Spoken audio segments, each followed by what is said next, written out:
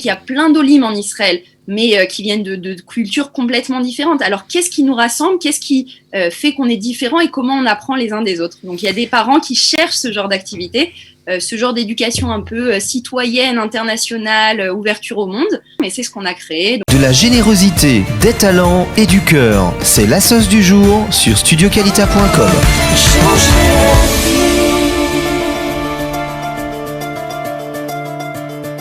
Nous avons le plaisir d'accueillir Chana Orlik, vous la connaissez bien, c'est la directrice du programme Olami au sein de la Shomer Hatzair, et comme elle regorge d'idées, eh bien elle lance un nouveau projet. On est ravis de l'accueillir. Bonjour Chana Orlik.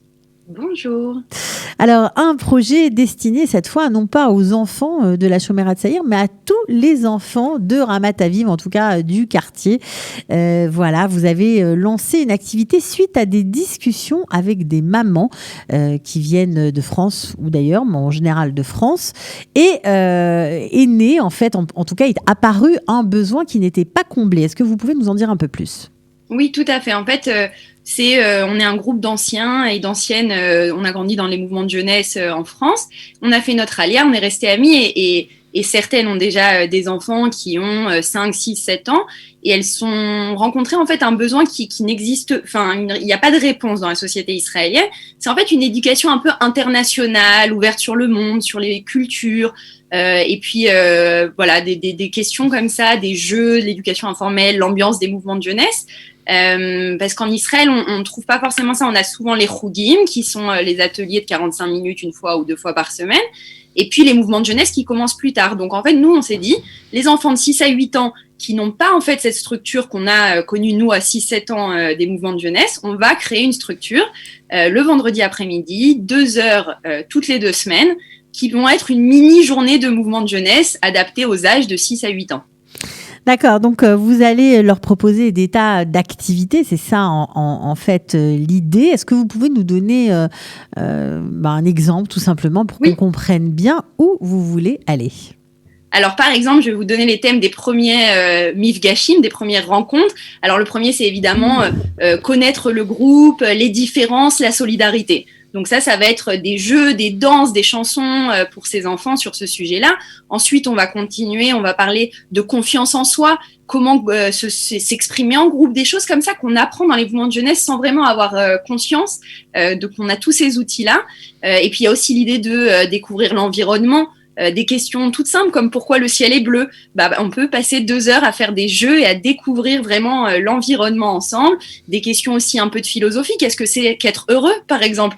Et donc donner aux enfants vraiment des outils et des connaissances pour s'amuser et parler de sujets qui sont pas forcément discutés dans l'éducation formelle en Israël. D'autres sujets, ça va être par exemple la découverte des cultures des Juifs dans le monde entier. On sait qu'il y a plein d'olim en Israël, mais qui viennent de cultures complètement différentes. Alors, qu'est-ce qui nous rassemble? Qu'est-ce qui fait qu'on est différents et comment on apprend les uns des autres? Donc, il y a des parents qui cherchent ce genre d'activité, ce genre d'éducation un peu citoyenne, internationale, ouverture au monde, qu'on a connu quand on a grandi généralement en Europe et en tout cas en France. Et donc, ces mamans nous ont dit qu'elles cherchaient ce genre de plateforme et c'est ce qu'on a créé. Donc, avec des thèmes, évidemment, on a des rencontres toutes les 2 semaines pendant toute l'année. Donc, les thèmes sont nombreux et bien sûr, l'idée, c'est de créer une communauté. Donc, si les parents, les amis ont des idées, c'est les bienvenus. On crée un nouveau programme tous ensemble. Alors, ce qui est évidemment à préciser, c'est que tout se passe dans on va dire le local de la Shomer Hatzair à Ramat Aviv, mais ce n'est pas destiné aux adhérents, on va dire, de la Shomer Hatzair. On peut être extérieur totalement à la Shomer Hatzair, même être religieux et participer aux activités, par exemple. Tout à fait. L'idée, c'est vraiment la structure qu'on a créée. C'est en fait cette éducation informelle, mais en parlant avec des amis du Bnei Akiva, de la Shomer, de la Bonim Dror, de Moadon, en fait, on a tous grandi avec ce genre d'expérience. Ce qui était différent en France, par exemple, c'était le niveau de religiosité, le clivage peut-être droite-gauche. Mais ici, on rentre pas dans ça. L'idée, c'est vraiment que c'est ouvert à tous. C'est dans le nord de Tel Aviv, donc tous ceux qui peuvent venir, on a déjà des inscrits qui viennent de Givatayim, de Holon, donc vraiment ceux qui veulent venir sont les bienvenus.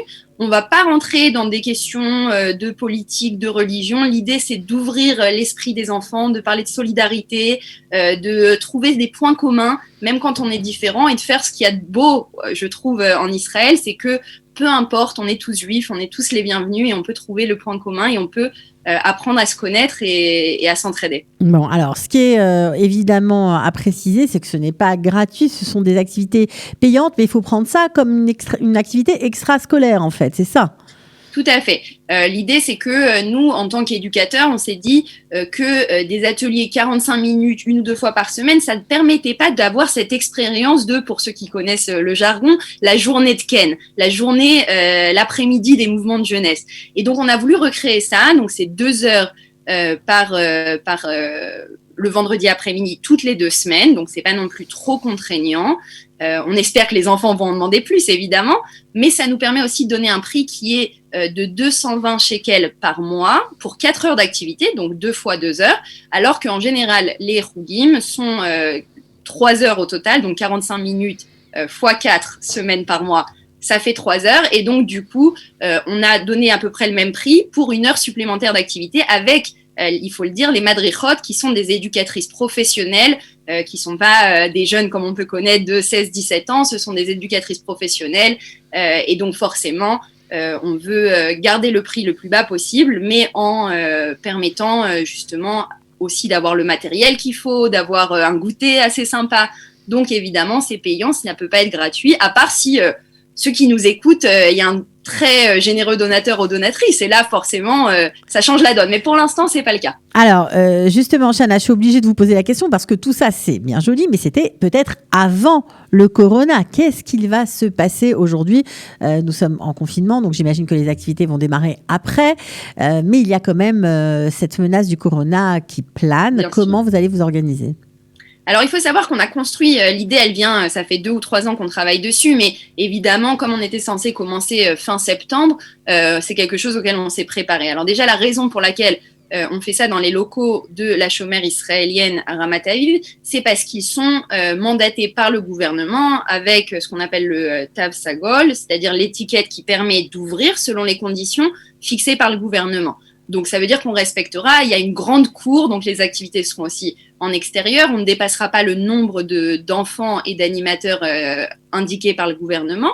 Et puis, comme toute activité pédagogique, si on retourne en isolement, en confinement, etc., eh bien, on s'arrêtera. Automatiquement, les parents seront remboursés des activités qui n'ont pas eu lieu, évidemment, et on fera au maximum.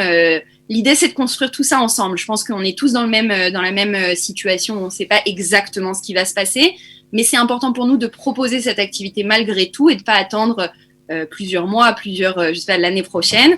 On propose ça coûte que coûte, et puis ceux qui sont inscrits, on en discutera, on les tiendra au courant. Mais ce qui est sûr, c'est qu'on suit absolument toutes les indications du gouvernement pour protéger les enfants, les familles, et que ça se passe bien. Bon, bah écoutez, je crois que vous allez commencer début novembre. On vous souhaite bonne chance. Bravo pour cette belle initiative. Vous revenez quand vous voulez. Je sais que vous êtes pleine de projets. Vous avez toujours une longueur d'avance. C'est ça qui est génial avec vous. Donc, Chana, be'atzlacha pour ce beau projet et à très bientôt. À bientôt. Ciao. De la générosité, des talents et du cœur. C'est la sauce du jour sur studioqualita.com.